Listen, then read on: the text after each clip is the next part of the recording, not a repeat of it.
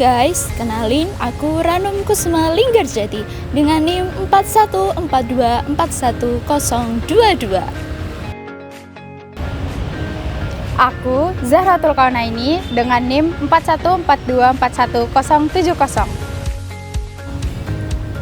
Aku Claudia Afmelia dengan NIM 4142411021. Aku Bibi Margareta Setiawati dengan NIM 41424118. Aku Ranita Dwi Saisti dengan NIM 4142411010. Halo, nama saya Dewan Andras Mardika dengan NIM 4142411078. Suatu hari, Bintang bergegas mengumpulkan tugas. Namun, karena ia tidak berhati-hati, akhirnya ia pun terjatuh dan lututnya terluka. Halo ya, ini aku Theo ya, seperti.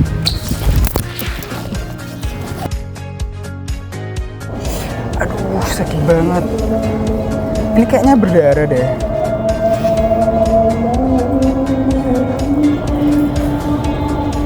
Mana bisa mau nongkrong lagi. Keesokan harinya, teman-teman Bintang berkumpul di halaman kampus. Namun, Bintang belum datang.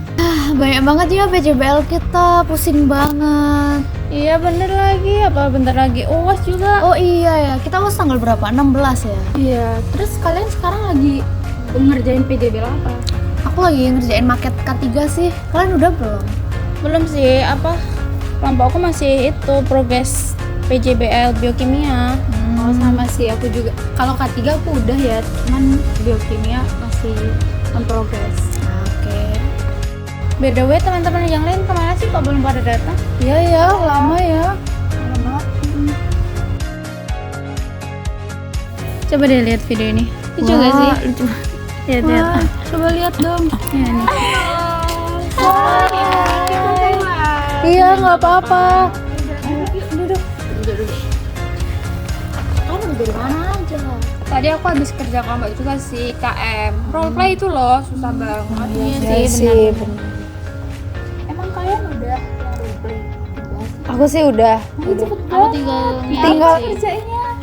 Minggu kemarin aku bareng teman-teman yang lain.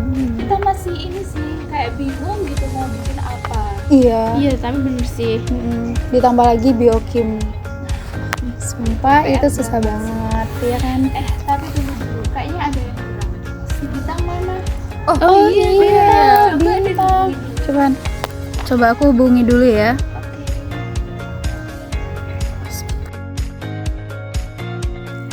Tak lama kemudian, Bintang datang dengan tertatih-tatih. Itu Bintang udah datang. Oh iya, kenapa itu kakinya ya? Kenapa dia jalannya pincang? Kenapa kakimu? Sorry ya, sebentar. Iya. Iya, duduk. Kakimu kenapa? Aku kemarin habis jatuh Jatuh. Gimana? di kampus. Kok bisa? Jadi tuh kemarin tuh aku tuh keburu-buru mau ngumpulin lapet bakter. Banyak kan udah mepet tugas banget kan. Jadi aku lari. Kesandung deh. Coba lihat lo kamu. Astaga, ini parah banget tau. Iya, kok bisa sampai buka gitu loh. Iya, aku jatuhnya nggak di rumput sih. Aku jatuhnya di trotoar. Oh, alah. Tapi bentar deh, kalian pernah nggak sih kepikiran kenapa kalau kita luka terus dia tuh bisa menutup? Pernah nggak sih kepikiran? Enggak, aku pernah. Soalnya aku juga pernah luka, terus dia kayak ketutup gitu. Tapi kayak mekanismenya tuh kamu tahu nggak? Enggak tahu. Penasaran kan? Iya. Nah, kemarin aku tuh sempat baca jurnal gitu. Jadi luka yang menutup itu mekanismenya adalah Untuk mengetahui bagaimana ini bisa terjadi, kita harus melihat pada struktur kulit manusia. Lapisan paling atas disebut epidermis. Sebagian besar terdiri dari sel yang mengeras yang disebut keratin dan memberikan perlindungan. Semenjak lapisan luarnya secara konstan diperbarui, menjadi lebih mudah untuk diperbaiki. Tetapi ketika suatu saat luka menembus sampai ke dermis yang berisi pembuluh darah dan berbagai kelenjar dan ujung syaraf yang menjadi inti dari fungsi kulit, dan ketika hal itu terjadi akan memicu four overlapping regions dari proses regenerasi.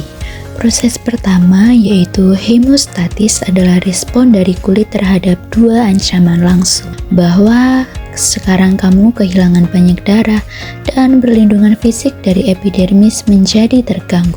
Saat pembuluh darah mengecil untuk meminimalkan pendarahan dalam proses yang dikenal sebagai vasokonstriksi, kedua ancaman tersebut dapat dicegah dengan pembentukan bekuan darah. Protein khusus yang dikenal sebagai bentuk fibrin berkumpul di atas kulit, mencegah darah mengalir keluar dan bakteri atau patogen masuk. Setelah berselang sekitar 3 jam, kulit mulai memerah, menandakan tahap selanjutnya yaitu inflamasi. Dengan perdarahan terkendali dan pendarahan yang aman, tubuh mengirimkan sel khusus untuk melawan patogen yang mungkin telah lewat. Di antara yang paling penting ini adalah sel darah putih yang dikenal sebagai makrofag, yang memakan bakteri dan merusak jaringan melalui proses yang dikenal sebagai fagositosis. Selain menghasilkan faktor pertumbuhan untuk memacu penyembuhan, dan karena tentara kecil ini perlu bepergian melalui darah sampai ke tempat luka yang sebelumnya dibatasi pembuluh darah sekarang membesar dalam proses yang disebut vasodilatasi. Sekitar 2 hingga 3 hari setelah luka, tahap proliferatif terjadi. Ketika sel fibroblast mulai memasuki luka dalam proses pengendapan kolagen, mereka menghasilkan protein berserat disebut kolagen di tempat luka, membentuk jaringan ikat kulit untuk mengganti fibrin dari sebelumnya. Saat sel epidermis membelah untuk membentuk kembali lapisan luar kulit, dermis berkontraksi untuk menutup luka. Terakhir, di tahap keempat dari remodeling, luka menjadi matang seperti yang baru disimpan kolagen, diatur ulang dan diubah menjadi tipe tertentu. Melalui proses ini yang bisa memakan waktu lebih dari setahun. Jadi gitu mekanismenya. Nah, kamu gak usah khawatir kalau misal kamu gak bakal sembuh, pasti sembuh kok.